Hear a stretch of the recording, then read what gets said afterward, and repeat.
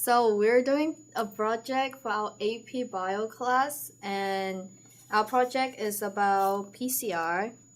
Well, what is PCR? PCR is short for polymerase chain reaction, and it was invented in 1984 by Dr. Cary Mullis. And here's a photo of him. Well, eventually he won a Nobel Prize for his work in 1994. And so PCR allows for the amplification of a small quantity of DNA over 1 million fold in a few hours. The enormous utility of PCR is based on its procedural simplicity and specificity. And since the first application of PCR to diagnose sickle cell anemia, a large number of diagnostic tests have been developed. Many such diagnostic tests have now become routine. PCR has also made amplification of DNA an alternate approach to cloning experiment, and it is used extensively in plant agrobiotechnology as well as other various fields of biotechnology. So in order for this PCR amplification to work, it requires the use of a thermal stable DNA polymerase, which this enzyme remains stable at a near boiling 95 degrees Celsius temperatures. And other than that, we also need a 4-deoxynucleotide, which we are very familiar with, are the adenine, thymine, cytosine, and guanine. So, except for those, we also need the 2 primers for each target sequence that we're going to amplify. And then finally, but not last, we need a buffer that will contain magnesium ions. Now let me explain to you how amplification actually works. So at the top you can see the double helix DNA strand template. And in the middle there's the target sequence. In the first cycle we go to the first stage, which is denature. The DNA template is heated up to 94 degrees Celsius, where the hydrogen bonds between 2 strands will break and the 2 strands will be separated. And then we go to the next stage, the annealing stage. And in this stage, at around 40 to 65 degrees, the primers will bind to DNA templates, and then we go to the third stage, which is extension. At around 72 degrees, the DNA polymerase will attach to the template and start the polymerization. After that, the whole circle is finished, and we go to the second cycle, where all existing DNA strands will be used as template. So now the primer again binds to the DNA template, and the DNA polymerase start working.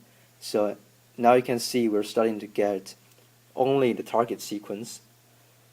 And after that we go to the next cycle, where more copies of target sequence will be produced. So this is actually a very smart way of amplifying only the target sequence part of DNA. So this is the procedure to run the PCR. First, we'll need a PCR reaction pellet, which is this little ball or in this tube. This little pellet contains the 4 deoxynucleotides and the RNA polymerase and also the buffer. So first of all, in order to prepare the PCR reaction mix, we'll need to transfer this pellet into a more appropriate size tube. So here it is. And then we'll have to add the DNA template that we'll need for amplification and the 2 primers. And then we'll gently mix the reaction tube to make sure the PCR reaction pellet will completely dissolve.